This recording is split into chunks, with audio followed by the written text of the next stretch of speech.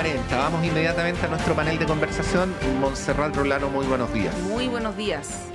Tenemos, y vamos a saludar de inmediato a través de la línea telefónica, a través de Zoom, ¿no? Al investigador de Nodo 21, Raúl Méndez. Bienvenido, Raúl. Hola, ¿cómo están? Muchas gracias. Sí, pues gracias a ti. Hoy y está a punto de llegar Pablo Rodríguez, del Instituto Libertad. Sí, que es una entidad vinculada a Renovación Nacional, que lo decimos siempre para que ahí nuestros auditores y televidentes puedan hacerse una idea. Raúl, bueno, bienvenido, partimos contigo a la espera de que llegue Pablo, y yo quería partir con un tema que tú lo mencionabas, Pato, en tu comentario editorial más temprano.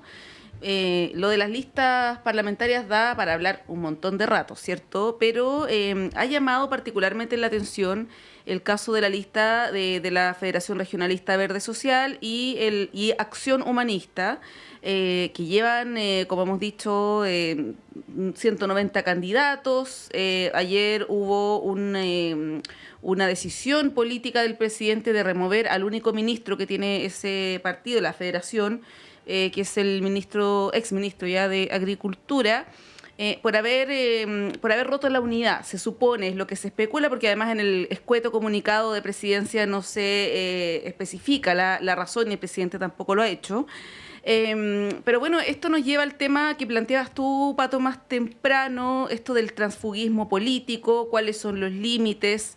¿Y qué pasa con esta lista? Pues da harto para hablar. Primero, da la impresión, y esto se ha escrito, Raúl, Pato, en la prensa, que las negociaciones con algunos candidatos venían incluso en paralelo, se estaba negociando la lista con el oficialismo. O sea, la intención de ir en una lista aparte con un montón de candidatos era previa incluso a la negociación que se hacía con los partidos del oficialismo, ¿no? Había una intención manifiesta de romper la unidad desde antes. Y eso, en privado, algunos dirigentes del oficialismo, de partidos oficialistas, también lo reconocían, que ellos estaban esperando que los expulsaran para tener el argumento, pero en realidad ellos siempre quisieron hacer una lista en paralelo, ¿no? Claro, y por el otro lado, lo que le acusan a partidos como el Frente Amplio, a propósito está Raúl aquí, es que se quedaron con todos los cupos.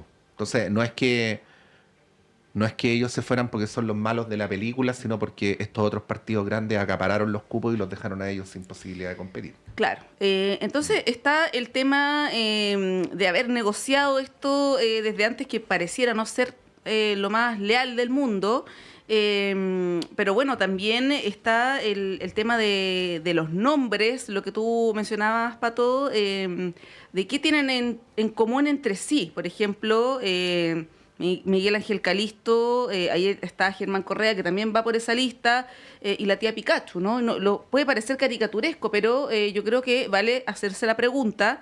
¿Y qué va a pasar si es que salen electos de estos 190? Hay algunas estimaciones que hablan de que podrían salir hasta 20 parlamentarios electos. ¿A quién van a responder? Vamos a tener a 20 Pamela Giles, por ejemplo, en el futuro Congreso. Creo que hay un tema de responsabilidad de los partidos. Y la pregunta es si es que el presidente también tomó esto en consideración para su decisión, y qué es lo que va a hacer el oficialismo con estos partidos. ¿Para seguir siendo parte del oficialismo? ¿Van a seguir yendo a las reuniones de comité político? En fin, ahí menciona algunos elementos, Raúl. La palabra es toda tuya para que le entres al tema como gustes.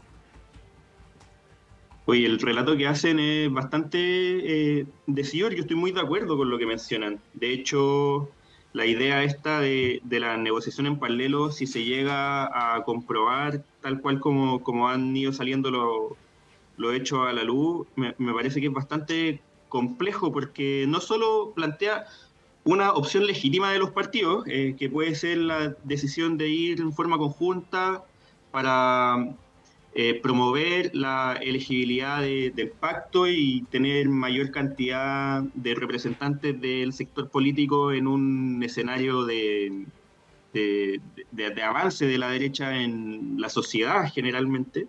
Y ellos tienen la opción legítima de ir por fuera y de poner prioridad en la electibilidad de sus propios comensales, digamos.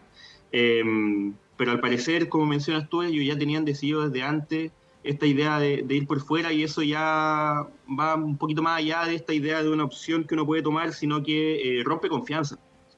Rompe confianza dentro de un pacto que ha costado mantener unido. Y eso es bastante complejo, y ahí la opción de que el ex ministro de Agricultura ya deje de formar parte del gabinete, a mí me parece que es una consecuencia natural. Es una facultad del presidente de la República tomar ese tipo de decisiones, me parece que lo hace bien, y a mí me habría parecido, de hecho, más natural que sea el mismo ministro de Agricultura el que renuncie después de lo que sucede. Yo encuentro un poco extraño que haya tenido que ser, que no haya renunciado propiamente una vez que se confirman estas dos listas.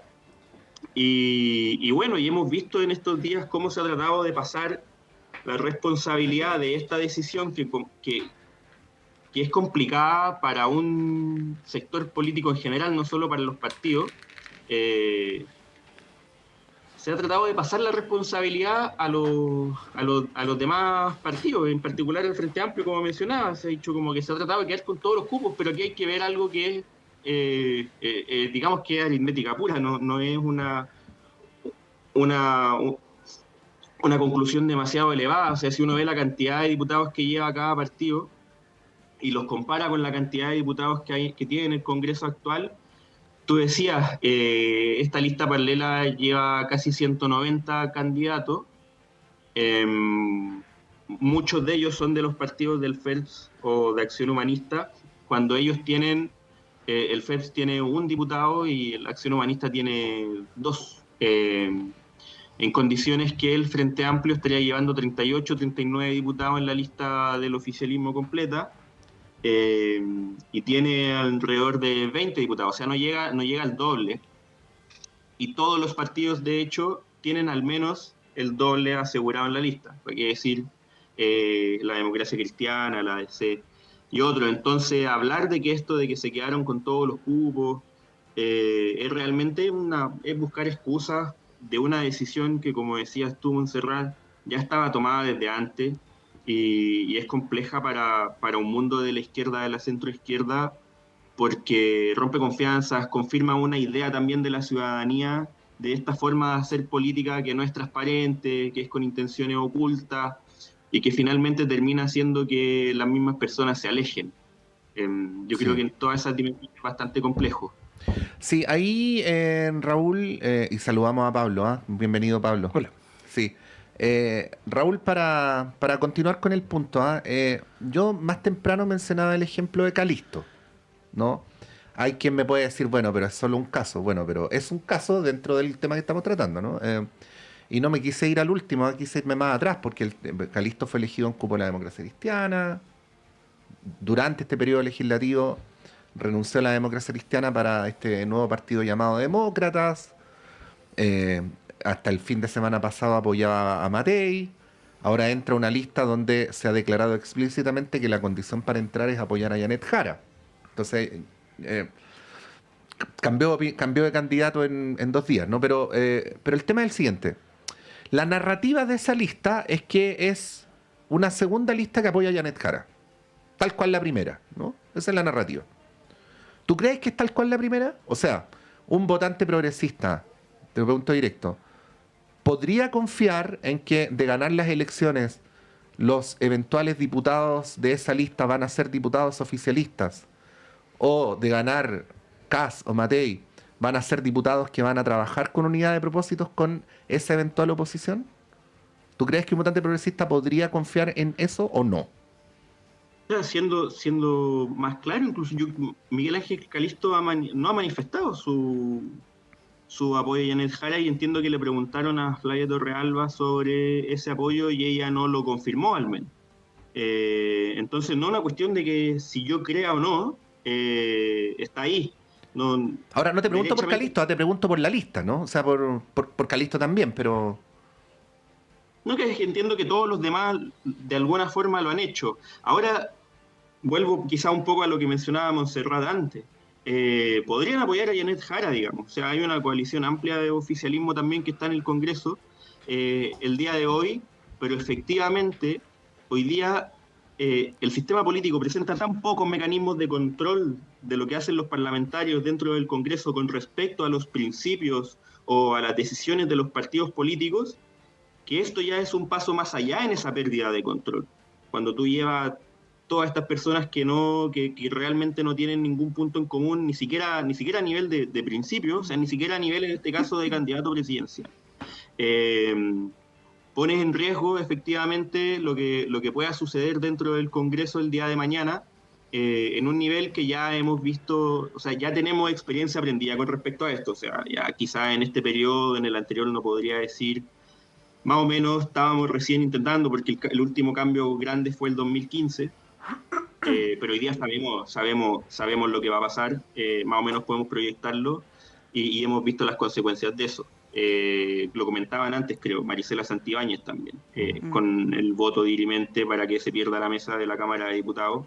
Es producto de eso también, como llevar a gente que uno sabe que tiene una probada electibilidad muy grande, y bueno, y simplemente lo lleva por esa razón, Sí. sin ver las otras cosas. Sí, es más o menos claro que el caso de Marisela Santibáñez va por ahí, no por otra cosa, como que ella se haya arrepentido por haber votado por Castro y haber inclinado la balanza a su favor, para la oposición, digamos.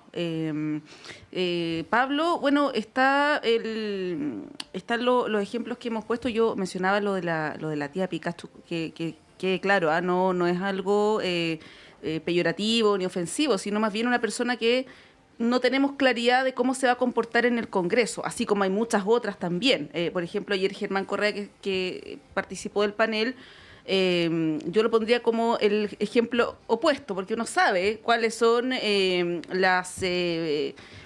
cuerpo de ideas, ¿no?, que tiene en este caso candidatos como Germán Correa y otros, pero hay casos que son distintos. Tú hacías la comparación, Pato, más temprano con la lista del pueblo. Yo agregaría el partido de la gente, ¿no?, que también era una cuestión así de personas muy distintas que uno no sabía cómo se iban a comportar, cómo pensaban. Se terminó disolviendo ese partido, o sea, no ese partido, esa bancada. Ahora Pamela Giles es la única parlamentaria por ese partido. Entonces, Pablo, y esto yo sé que lo hemos hablado muchas veces, ¿no?, el tema de una reforma urgente al sistema político. Yo sé que es un tema latero, tedioso para la gente que nos está escuchando, probablemente no prioritario, pero a la luz de lo que estamos viendo pareciera ser muy urgente, ¿no? Por lo menos algunas reformas que controlen el tema del transfugismo. O sea, el diputado Mellado, que anuncia que va a apoyar a José Antonio Kast, renuncia a la jefatura de bancada y al partido por el cual fue electo, ¿no? ¿Y por qué no le gustó? Porque no lo nominaran en la lista de senadores. Exactamente. Sí. Entonces, es una cuestión que ya, y probablemente no sea el último, Pablo, parlamentario de Chile. Igual en el caso de Mellado no me sorprende que se haya cambiado de casa, pero bueno, esa es harina de otro costal. Sí. Pablo Rodríguez. Sí. Sí, yo compartiendo que es súper importante la reforma del sistema político respecto a las normas de disciplina parlamentaria, probablemente los umbrales y cosas así. Yo creo que cuando estamos en esta época hay que mirar más bien lo que hacen los dirigentes, los presidentes de los partidos, los secretarios generales. Son ellos quienes presentan las nóminas de candidatos, finalmente, las firman. De hecho, si un presidente de partido gana un pacto y no está de acuerdo con un candidato y no quiere firmar, nadie lo obliga a firmar y el pacto se puede caer. Se puede llegar a ese punto. No se llega realmente, pero creo que en otro ámbito sí, son muy importantes las reformas, pero en este caso en particular, cuando estamos hablando de inscripción de candidatos, aquí los responsables son quienes dirigen los partidos. Y ahí yo no me pierdo. O sea, y volviendo al caso del Frente Regionalista, el Frente Regionalista trató de recoger a muchos candidatos de muchas opciones distintas. Su lista probablemente tiene un mix de gente probablemente de izquierda, pero en su momento intentó levantar a Fulvio Rossi. Que votó por el rechazo. A Navarro también, que siempre ha generado mucha incomodidad en sectores de la izquierda justamente por su posición frente a Maduro. Calisto. Entonces, creo que el Frente Regionalista Verde, y en particular sus dirigentes, no son del todo responsables justamente en hacerse cargo de la nómina que llevan. Y eso no se arregla con ninguna reforma. Podría tener el mejor sistema político, las reglas las más óptimas justamente para que sean buenos representantes, pero nada quita que si un presidente de un partido, en este caso Mulet, quiere incomodar a la izquierda y llevar candidatos que de alguna forma le permitan a ellos sobrevivir como partido, pero al mismo tiempo también generar polémica, que es parte también de lo que uno entiende que hay ahí. Eso no se quita con nada. Entonces, la posición de los presidentes de partidos es muy relevante justamente cuando llevan o no candidatos que tienen escándalos legales por un lado, pero también cuando llevan a candidatos que no responden a su línea política. Y eso, insisto, que no se arregla con una ley, sino que se arregla cuando los dirigentes justamente se hacen responsables de quienes llevan las listas y de las consecuencias de eso en el futuro. Cuando sabemos que esta persona probablemente después van a renunciar, van a cambiar de partido, y eso es exclusivamente responsabilidad de quienes dirigen los partidos, y creo que eso debiera remarcarse con mucha más fuerza. Sí, aquí está repartida la responsabilidad en todos los partidos. Yo creo que no se salva ni uno. O sea, el caso de Evópoli, por ejemplo, lleva mucho candidato, por ejemplo, que es conocido, pero solo es con la intención de sobrevivir electoralmente, o sea, de lograr el mínimo de diputados para mantenerse como tal. Entonces, Evópoli, que había mantenido una cierta línea coherente con lo que ellos piensan en sus principios, con su idea, creo que se ve fuertemente debilitado cuando llevan a candidatos populares que uno puede asegurar con total certeza que no tienen ningún vínculo con el partido. O sea, ninguno. O sea, no saben qué es lo que el partido, qué es lo que hacen, y solamente aceptan un cupo. Y eso siempre va a ser responsabilidad de quien se lo ofrece, no de quien lo acepta. Creo que siempre es responsabilidad de los... Sí, Es que el Congreso, que ya es un gallinero, yo no me imagino cómo va a ser el próximo, con todo esto que estamos hablando. Pero no lo digas en presencia de Raúl, que es asesor legislativo. No, hay excepciones, hay excepciones. No, Raúl, bueno, tú sabes, esto ocurre en todo orden de cosas, ¿no? Cuando uno propone una medida para resolver un problema, a veces crea otro, ¿no? Y es evidente que es bueno que haya umbrales, a propósito de que llegó a haber 600 precandidatos presidenciales, de verdad, o sea, como tratando de juntar las firmas en el CERVEL. Estaba la idea entonces de aumentar un poquito los requisitos, pero aquí se nos aparece un problema con el tema de la cantidad de parlamentarios, porque o del umbral de votación, porque si finalmente ese es el problema o ese es el requisito, yo tengo que tratar de cumplirlo como sea. Y puedo recurrir a cosas que son evidentemente incoherentes desde el punto de vista político. O sea, si Pablo está en su análisis señalando a Evópoli y yo entrevisto ahora al presidente Santa Cruz sobre el tema, él no me va a reconocer que es porque necesitan, y nadie lo va a reconocer, pero evidentemente es así, ¿no? ¿Cómo ves aquello? Porque claro, en nombre de enaltecer la política, una medida bien intencionada puede en este caso terminar provocando el efecto contrario. Fíjense que Marlene Olivaría había sido primero preaprobada en una lista de RN y ahora va en cupo de Evópoli. Estoy poniendo un ejemplo así bien elocuente como para señalar la naturaleza del problema. Sí, ¿no? El que va por RN es Pablo Herrera. El que va por RN es Pablo Herrera, sí.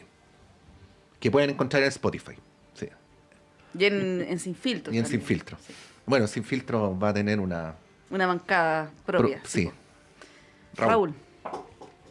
Oye, mira, de hecho, ahora hablando de estas cosas del Congreso, dentro del Congreso hay ciertos mecanismos internos para atender a la agrupación de personas, digamos, para que no estén tan como llaneros solitarios. De hecho, la única persona que está en esa situación actualmente, que no está integrada en ningún comité, ninguna bancada, es Pamela Giles. Pero fuera de eso, hace poco, de hecho, Evópoli, hablando de Evópoli, se unió con Amarillo y Demócrata y van a generar como una especie de bancada, comité en conjunto, que yo creo que es una buena noticia pensando en una centro derecha distinta de los demás partidos. Y también respecto a esta idea de la posible reforma del sistema político, se plantean estas ideas como de umbrales, como solución a todos los problemas. Y tú bien decías, como si solo el umbral es la solución, bueno, entonces quizás tenemos que hacer que pasemos ese umbral como sea, pues, y dividamos, fraccionemos, llevemos a gente hiperconocida, si al final lo único que importa es pasar el umbral. Hay distintas propuestas ahí presentadas, pero yo creo que es importante retomar la importancia de los partidos, que, como decían, los partidos se hagan responsables de lo que hacen y al mismo tiempo, cuando están adentro, los diputados tengan algún tipo de control. Hoy día son muy pocos los que hay, pero igual hay algunos, digamos, y por ejemplo, no sé, pues, el Frente Amplio, que es lo que me toca ver más de cerca, ejerció facultades que tiene dentro de las pocas que hay para que los partidos puedan controlar este problema, que es, por ejemplo, los casos de Maite Ursini, de Catalina Pérez, etcétera, y ellas ahora no pueden ir a la reelección porque el partido les quitó el cupo. Entonces también ahí, claro, es importante ver lo que hacen las dirigencias, los secretarios generales, como decían recién, porque también ahí es una forma de poner un freno a este transfugismo y a esta idea de que todo vale para poder llegar al guarismo para mantener el partido.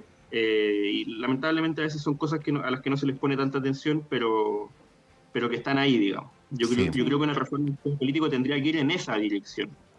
Sí, bueno, ahí bueno, habrá que reconocerle al Frente Amplio que tomó una decisión con la diputada Orsini, que no tiene procesos judiciales en su contra, son solo argumentos de carácter político y cualitativo. Eso se reconoce porque es una vara que en otros casos no se aplica necesariamente. Claro, o sea, bajo el argumento que te decía a ti Bárbara Figueroa más temprano, de la presunción de inocencia, si Catalina Pérez fuera militante del Frente Amplio, podría ir perfectamente como candidata, y la Fiscalía está pidiendo 10 años en el caso de ella y de otros involucrados en el caso de Democracia Viva. Sí, solo para cerrar y vamos a la pausa y volvemos a...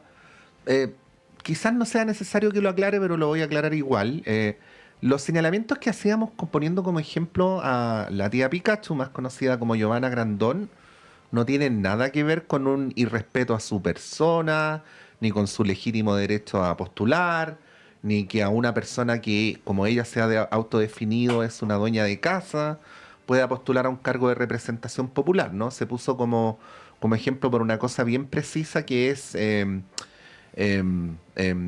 tener claros cuáles son sus posiciones políticas, ¿no? Ese era todo el punto. Y lo dije yo también hace un ratito. Lo dijo muy claramente la Monse, por eso digo que no sé si es necesario aclararlo, pero por si lo fuera, lo decimos. Oye, nos tenemos que ir a una pausa, pero antes les quería comentar a quienes nos escuchan y nos ven que el presidente Boric en sus redes sociales, en su cuenta de Twitter, escribió hace 9 minutos que, y voy a leer textual, dada la gravedad de lo sucedido ayer en Argentina con el inaceptable linchamiento de chilenos en el estadio de Independiente, instruido al ministro del Interior, Álvaro Elizalde, que viaje a Buenos Aires para, junto con el embajador, acompañar personalmente a los heridos y revisar la situación de los detenidos. Y finaliza su mensaje diciendo que la violencia no tiene ninguna justificación de ningún lado. Vamos a proteger los derechos de nuestros ciudadanos sin perjuicio de las responsabilidades que pueda establecer la justicia. Eso lo acaba de poner el presidente Boric en su cuenta de Twitter. Va a viajar en las próximas horas entonces el ministro del Interior, Álvaro Elizalde, a raíz de lo que ya hemos comentado durante la mañana. Son las 9:03, hacemos un breve corte y volvemos en breve aquí a Radio Análisis.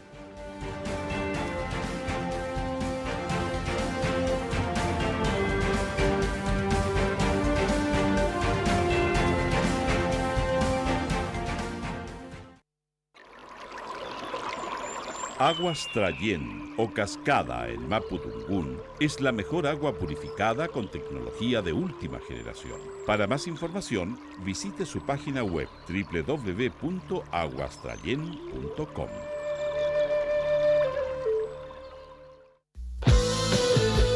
Nuestra universidad se enorgullece de ser la invitada de honor en la 7ª edición de la Feria Internacional del Libro de las Universitarias y los Universitarios Filuni 2025, organizada por la Universidad Nacional Autónoma de México, UNAM. Del 26 al 30 de agosto, acompáñanos en una interesante transmisión en vivo y en directo desde Ciudad de México a las 15 horas por el 102.5 FM y radio.uchile.cl. Conduce el director de Radio Universidad de Chile, Patricio López. Filuni 2025. Hola, soy Alessandra Buroto y junto al equipo de Travesías, Arte y Política te queremos invitar a sintonizarnos cada jueves a las 5 de la tarde por el 102.5 de Radio Universidad de Chile. ¿Cuáles son las derivas del arte actual, sus prácticas, problemas de interés, su relación con la vida cotidiana y la política y con los sucesos del mundo de hoy? Entrevistas, conversaciones, cartelera y mucho más. Travesías Arte y Política es un viaje por las derivas del arte en Chile y Latinoamérica. También puedes escucharnos cuando quieras y donde quieras en Volver a Escuchar en www.radio.uchile.cl. Los temas que importan en educación ya están en el aire. Soy la periodista Diana Porras y les quiero hacer una invitación a escuchar el programa Educación en el Aire, un programa del Senado Universitario donde abordamos calidad, investigación, financiamiento, participación y docencia. Estos son los pilares que transforman nuestra educación y queremos que tú seas parte de esta conversación. Todos los martes a las 18 horas en el 102.5 FM y radio.uchile.cl. Saludos a todos nuestros auditores y auditoras de Radio Universidad de Chile. Les habla Jan Flores Quintana, cientista político, y les invito a escuchar todos los miércoles a las 22:30 horas el programa Memorias de Futuro. No se pierda el programa radial de historia más escuchado de Chile, solo en el 102.5 FM Radio Universidad de Chile, la radio que piensa.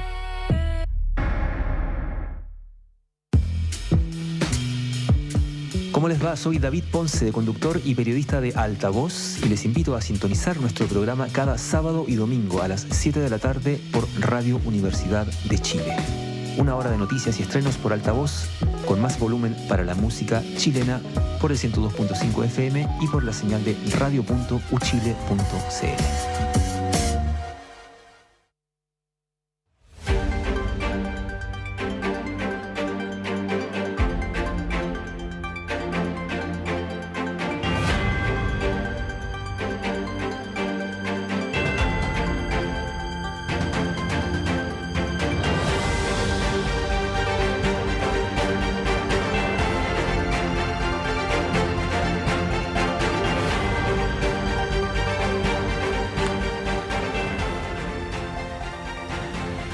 Son las 9:07. Continuamos en Radio Análisis. Estamos con Montserrat Rolano, con Pablo Rodríguez y con Raúl Méndez. Bueno, se supone que los voceros tienen que evitarle problemas a los candidatos y no provocárselos. Tenemos una situación ahí con Juan Sutil, ¿no? Que dijo que, estoy buscando los dichos textuales, pero lo voy a parafrasear sin miedo a tergiversarlo, que no se podía llamar dictadura a quienes habían entregado el poder, ¿no? Ese era el argumento. O sea, entonces ahí vuelve a aparecer la pregunta de si lo que ocurrió en Chile entre el 11 de septiembre de 1973 y el 11 de marzo del 90 es opinable respecto a si fue o no fue una dictadura, ¿no? Luego Juan Sutil se desdijo. De hecho, no sabíamos en la mañana cómo titular la noticia en el diario electrónico porque Juan Sutil dijo que la dictadura no era una dictadura, pero bueno, a lo mejor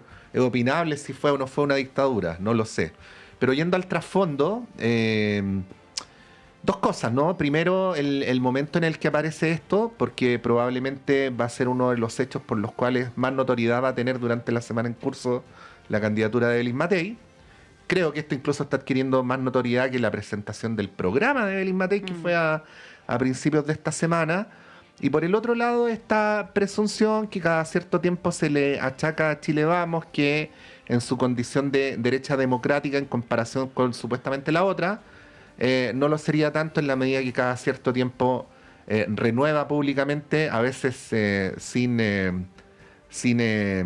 veces involuntariamente, ¿no? Renueva sus votos de aprecio por la dictadura de Pinochet, ¿no?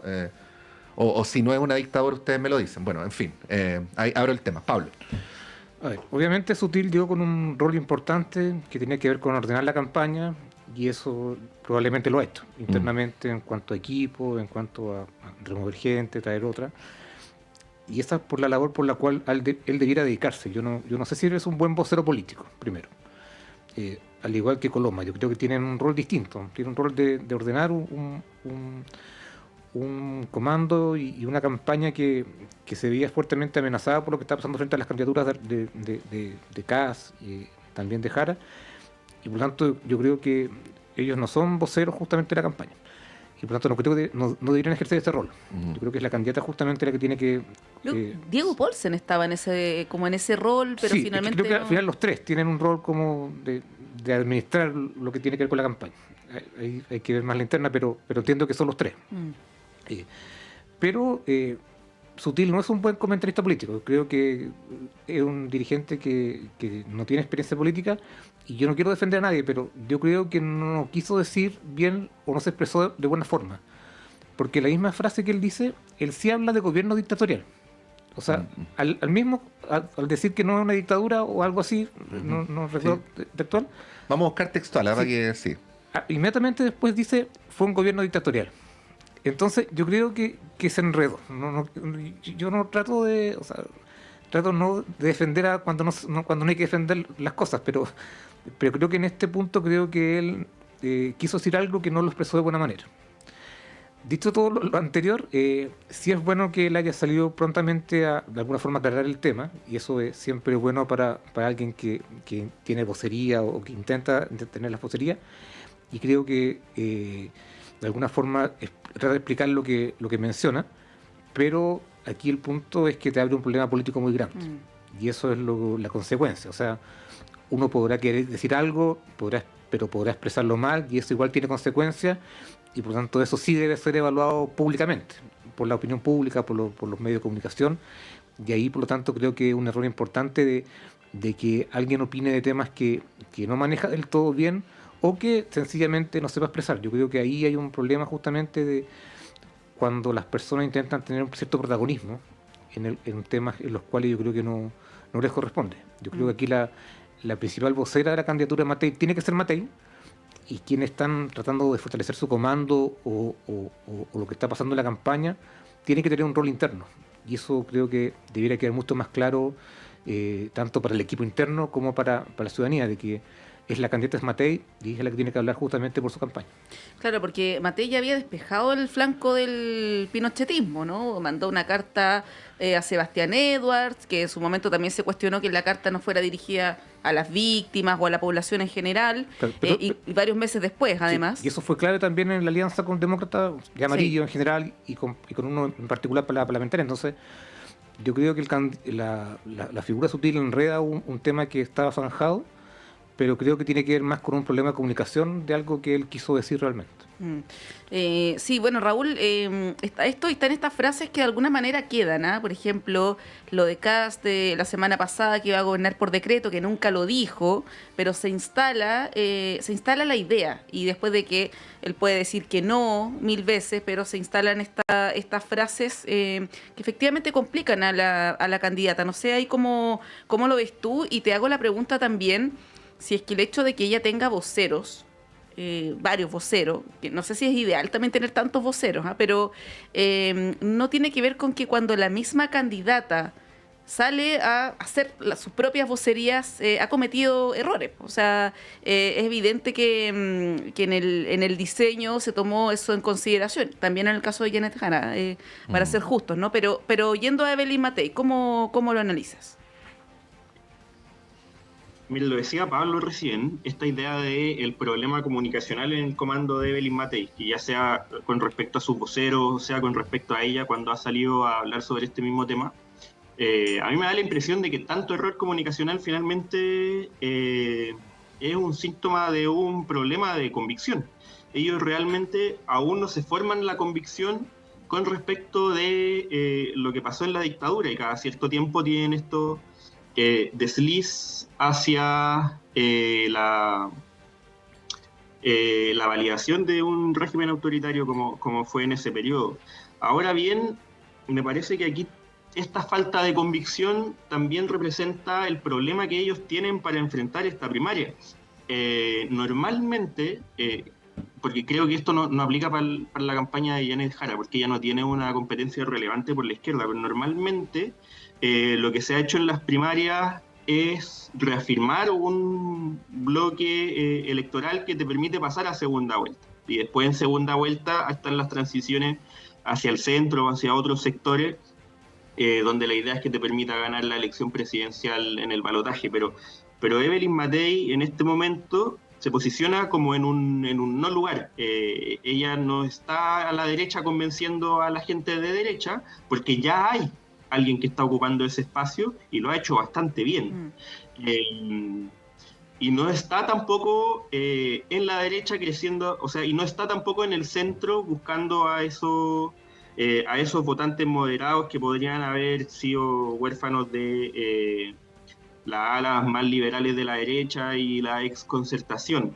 Y cada cierto tiempo entonces tiene este problema de que no se puede ubicar en ningún lugar, no sabe hacia dónde apuntar, y por eso tiene a Diego Paulsen tratando de llegar a esa ala más liberal de la derecha y la desconcertación, y por otro lado cada cierto tiempo tienen este problema de que no se convencen con qué tono tomar para poder convencer a los votantes de derecha, porque nos ven hacia dónde crecer, y más allá de que se instale en la conversación pública la idea de la moderación, que eso pareciera ser la llave que puede hacer abrir como grandes volúmenes de votación. La verdad es que la moderación no está calzando con lo que las personas quieren en Chile. Y no quiero decir con esto que la gente quiera como una radicalidad revolucionaria por izquierda o por derecha, pero sí quiere, y al menos esto nosotros hemos podido verlo en distintos estudios y en otros análisis, transformaciones profundas para poder solucionar los problemas que la gente tiene hoy en día. Y en ese tono la candidata Evelyn Matei no ha podido dar porque no sabe dónde ubicarse. Y bueno, es un problema que tienen y que una complejidad de la sociedad hoy en día que no estamos sabiendo también cómo abordar desde los distintos espacios. La sociedad chilena actual, con voto obligatorio sumado, es bastante más compleja que la que teníamos hace 10, 15 años atrás. Sí, ahí como desde el punto de vista comunicacional más general del momento de la campaña, Pablo, y en relación a lo que hemos venido conversando, es decir, Evelyn Matei se consolida en un tercer lugar y cada segundo, minuto, hora, día que pasa, es menos posible revertirlo, ¿no? Porque durante esta semana hemos hablado, por las razones que todo el mundo conoce, bastante del programa Janet Jara, ¿no? Y entonces uno podría decir a priori, pucha, qué bueno que se hable de los problemas o de los críticas o cuestionamientos que se hace al programa de la otra candidata, pero al menos se habla, ¿no? En el caso de Evelyn Matei, díganme ustedes si estoy exagerando, si leí mal los medios, en fin, como que se habló poco o nada del programa, ni para bien ni para mal, ¿no? El de Kass se presenta hoy, ojo. Claro, ni para bien ni para mal, ¿no? Entonces te pregunto por eso, ¿no? Porque claro, si lo de Sutil ocurre en medio de varios posicionamientos de la candidatura durante la semana, quizás queda más aguado, pero está apareciendo como hasta el momento como si uno parte en el día lunes a las 00 y llega hasta ahora, es como el hecho más notorio de la semana, pues. A ver, sí hay menos interés en los medios. En la candidatura de Matei es más o menos evidente por qué. Pero creo que una virtud ha sido lograr estabilizar sus números en las encuestas. O sea, ya no ha seguido bajando. Se mantiene más o menos parejos los números en torno al 14, 16%, y dado lo que la curva en la cual venía previamente, creo que eso es bueno. Y eso para el comando creo que es una noticia positiva, que justamente haya estabilizado su posición, aun cuando está lejos todavía de pasar a segunda vuelta. Y ese es el principal problema. Pero no olvidemos que Matei también sufrió un fenómeno hace un par de meses donde tuvo muchas polémicas sucesivas. Malas declaraciones de ella, de su entorno, y que tuvieron un efecto electoral justamente en esta arremetida de Kass, y por lo tanto tantas polémicas sí tienen consecuencias, yo creo, en los números. O sea, no toda prensa es buena, en el sentido de que Jara ha tenido problemas importantes con lo que tiene que ver con lo que decía su programa de primaria, lo que ella declara respecto a eso, la conformación de los equipos y también la propuesta programática para lo que viene. Y creo que eso también tiene alguna consecuencia en cuanto a números que habrá que en su momento evaluar, pero que no es inmediata, se ve algunas semanas después, como dijo ayer Alberto Mayor. Sí, pero estas semanas no han sido para nada buenas para Janet Jara. Entonces, no sé si eso va a significar un desplome, no sé, pero a lo mejor no es tan probable, pero desde el punto de vista de lo que venía siendo su candidatura post primarias, creo que Janet Jara ha retrocedido varios pasos respecto a lo que había avanzado. Entonces, a lo que voy es que sí, Matei hoy día está un poco a lo mejor generando poco interés en los medios respecto a sus noticias, pero creo que eso también puede cambiar en la semana siguiente en la medida que sus números mejoren o que justamente su desempeño en posibles debates o las giras regionales también sea bueno. Entonces creo que todavía todos los candidatos, sobre todo los que están liderando, están expuestos mucho a sus errores todavía. Y eso puede determinar que justamente puedan perder puntos en la encuesta en lo que viene. Sí, ahí Raúl, bueno, en la línea de lo que plantea Pablo también, tú decías que Evelyn Matei no sabe dónde ubicarse, que está en un no lugar. ¿Dónde ubicarías tú a Janet Jara? Porque después de que presentó estas bases programáticas el día lunes, ha habido críticas, sobre todo desde el mundo de la izquierda, ¿no? Más allá de cómo se va a financiar, que eso no está todavía establecido, pero estamos en una etapa incipiente también. Ha habido críticas por las ausencias, sobre todo a eliminar las AFP, al tema del aborto, no ha habido menciones en materia internacional y así una larga lista. Queda un poco desdibujada la candidata Janet Jara en un contexto de una amplitud de 8 partidos, son como 10 partidos si uno suma el Partido de Igualdad, el Partido Popular, que son pequeños, que también mucho más a la izquierda que el PC, que también le han dado su apoyo, porque claro, como que está en un lugar que es complejo, ¿no? Donde tiene que quedar bien para un lado y para el otro, y bueno, y en ese ejercicio puede también ahí salir perjudicada, ¿no? No sé cómo lo ves tú.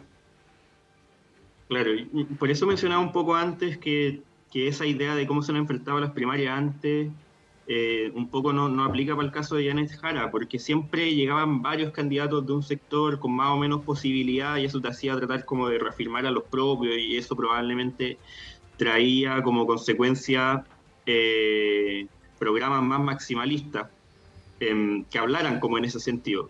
Ahora el desafío es distinto en el caso de Janet Jara, como la idea de dónde se tiene que ubicar o hacia dónde tiene que avanzar en este proceso un poco cambia. Uh-huh. Y ahí, bueno, es difícil, yo no sé, no tengo respuesta a esa pregunta, creo que los analistas como electorales quizás tengan mucha más noción de cómo funciona esa dimensión, pero me parece al menos que a nivel programático el programa que se presenta responde a esta situación, porque, y lo han mencionado, como tiene una serie de medidas, es bastante como concreto en ese sentido, pero se presenta como una serie de propuestas que van a ser conversadas y van a terminar como de profundizarse en el proceso de la elección, en este periodo que entiendo que la candidata va a estar como moviéndose por Chile y recogiendo como la conversación de las distintas personas y organizaciones con esas propuestas. Entonces, y ahí también quizá hay una cuestión que un poco de las exigencias que te pone el CERVEL en este periodo para poder presentar las candidaturas y hacer las campañas, que responde a una visión, yo creo que está ya que no conversa con la forma en cómo se hace la política hoy en día. O sea, te exigen presentar un programa a 3 meses de la elección como si estuviera terminado, y esto es como lo que yo le voy a entregar a Chile como si fuera algo inamovible. A mí me parece que el periodo de campaña precisamente lo que te permite es poder enriquecer las propuestas que tienes de cara a una elección, ya sea de primera vuelta esencialmente. En la segunda vuelta quizá uno podría pensar en algo más concreto, más específico. Pero entonces yo lo veo desde ese punto de vista, como una serie de propuestas que no están terminadas y que en este periodo van a tener que ser sometidas a esa deliberación y a esa conversación pública para poder llegar a algo más robusto y representativo. Porque es algo que te exige el CERVEL simplemente. Que fue lo que dijo también Bárbara Figueroa más temprano. En la misma línea, sí, el hecho de que haya cosas sobre las cuales no se han producido pronunciamientos no quiere decir que no los vaya a haber. Eso dijo ella, por lo menos en materia internacional es obvio que tenemos que tener posición, la tendremos. Claro, conversaciones súper profundas y que también generan resquemores y que representan a las distintas sensibilidades, entonces se están armando los equipos, se acaba de terminar como la primaria, y eso se va a seguir desarrollando, me parece natural que así sea, porque también se proyecta como una coalición que permanezca en el tiempo, habiendo ganado la elección. Sí, Sí, no, muy breve, Pablo, ya, o sea, para ir cerrando también y volviendo a Evelyn Matei, ¿cómo ves tú que ella podría conseguir el objetivo, que es llegar al segundo lugar, que está lejos? O sea, José Antonio Kast la dobla en puntos en todas las encuestas. ¿Cómo crees que lo podría hacer? Si pudieras darle alguna recomendación gratuita ahí a Evelyn Matei, porque claro, la estrategia o la pregunta, si es que la estrategia debiera ser moverse más hacia un lado o hacia el otro, en este momento, cuando quedan 3 meses para la elección, es muy relevante, ¿no? Y lo que estamos viendo es Evelyn Matei. O sea, por ejemplo, a mí me llamó la atención el día lunes cuando inició o sea, como que se lanzaron su campaña, José Antonio Kast y Evelyn Matei, ambos en una ciudad distinta del norte de Chile, y hablando exactamente de los mismos temas: migración, seguridad fronteriza. Era de verdad calcado, o sea, uno y el otro casi el mismo discurso, uno en Antofagasta y otro en Iquique, creo. Entonces, claro, si uno es votante de derecha y tiene la duda si votar por Kast o Matei, y ve que están haciendo más o menos lo mismo, con una estética más o menos similar, un discurso similar, yo me voy con el original, ¿no? ¿Cómo, ¿Y cuál es el lo ves original? ahí? No, Kast, me refiero a Kast, Sí. que es de la derecha más dura, entre comillas. Y que ha defendido el tema de la migración y ha tenido ese discurso durante años. Yo creo que lo principal es mostrar orden en su comando, en su candidatura, en su campaña. Creo que eso es muy importante justamente para instalar una posición de que ella efectivamente tiene equipos, genera gobernabilidad para el país, y esos atributos tiene que resaltarlos. Creo que por ahí va a ir un mejor rendimiento, pero claro, eso tiene que sumarle un despliegue importante en regiones, lo que van a hacer todos los candidatos, pero creo que ahí puede haber también un sello relevante de distinguirse de los otros candidatos mostrando equipos. Yo también creo que esto es bueno en algún sentido. Yo discrepo en un punto con Raúl, a lo mejor no entendí del todo bien, pero creo que Matei, por ejemplo, respecto a los programas, lleva trabajando en él más de un año. Entonces, alguna relevancia tiene que tener el programa. O sea, si le dedicaste un año de tu tiempo, no ella directamente, pero sí tu principal equipo dedicado a eso, tiene que eso verse reflejado en que eso se vea en la campaña. Habrá que mejorar las propuestas comunicacionales, los aterrizajes de las cosas, pero creo que el programa sí es relevante, en el sentido de que ella debe mostrar propuestas justamente que de alguna forma den sentido a lo que ella está haciendo como candidata, frente a un sector de la centroizquierda de que no tiene un programa definido. Entonces, sus dirigentes lo han dicho, de que más allá de que esto está en construcción y que hay un proceso en el cual a lo mejor no se han afinado bien los temas, lo cierto es que Kast lleva 3 años trabajando en su programa, por ejemplo, por lo menos, 3 años. Matei lleva 1 año. Mientras al frente tenemos a una candidata que todavía tiene muchas tensiones respecto a los temas y las definiciones. Entonces, creo que eso no es menor. Y eso hay que justamente tratar de ver cómo se capitaliza electoralmente, porque en el sentido de que hay temas, hay propuestas en las cuales le puede hacer sentido a la gente, pero creo que esa dimensión programática, más allá del programa en sí mismo, tiene que de alguna forma tener un peso importante en la campaña, y creo que eso sí lo puede hacer Matei frente al resto de los candidatos. Programa y equipos, en el fondo. Bueno, y gobernabilidad, que también tiene que ver ahí. Creo que esas dos bases, programa y equipos, dan cierto sentido de que hay una intención justamente de ofrecer gobernabilidad al país, y eso creo que es relevante para la gente hoy día. Sí, pues bueno, uno esperaría que en una democracia madura los programas sean más relevantes que en una inmadura, ¿no? Pero bueno, eso lo dejamos en puntos suspensivos. Raúl Méndez, muchas gracias por haber estado esta mañana, que esté muy bien. A ustedes, muchas gracias. Misma cosa, Pablo Rodríguez. Gracias, Pablo. Vamos a ir un breve alto. Yo me quedo con ustedes para seguir con las conversaciones en este día jueves en Radio Análisis.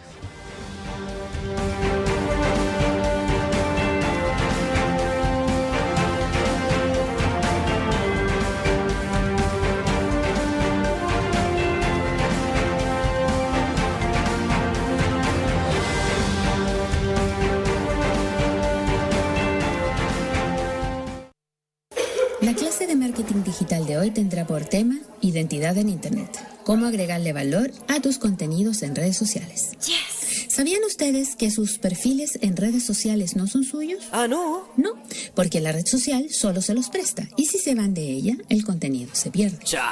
Sí. Entonces, la idea es que su perfil siempre lo complemente